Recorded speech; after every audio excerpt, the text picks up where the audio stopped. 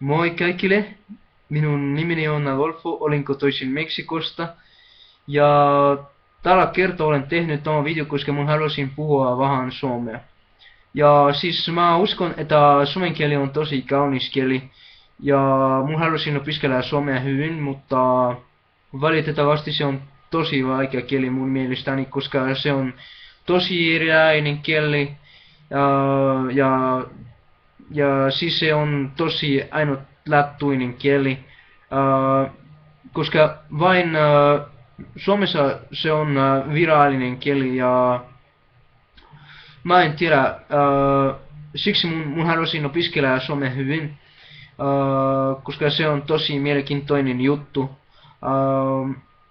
Mutta valitettavasti täällä Meksikossa se on vähän vaikea harjoittaa, koska mä en voi löytää ihmisiä, jotka puhuvat vain yliopistossa. Mä voin puhua vähän, koska siellä minulla on yksi toveri, joku ole asunut Suomessa yksi vuosi. Ja hän puhuu suomea oikein hyvin ja joskus mä voin harjoittaa minun toverin kanssa siellä. Mutta yleensä se on vaikea harjoittaa täällä kaupungissa. Ja mä opiskelen suomea, koska tulevaisuudessa mun haluaisin mennä Suomen.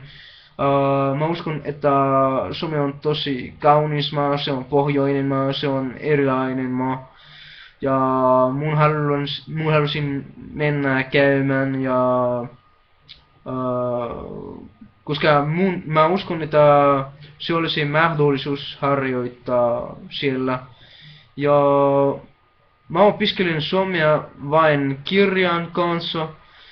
Minulla on suomen kielikurssi ja se on tosi hyvä kirja, mä pyydän.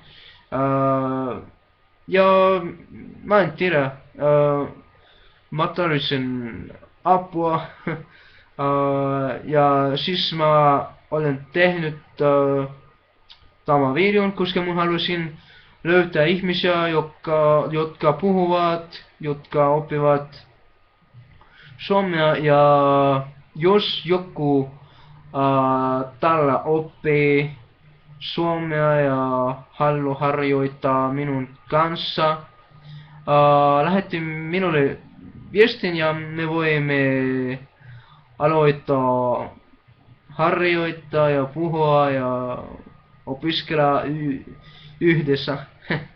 Ja okei, se oli kaikki.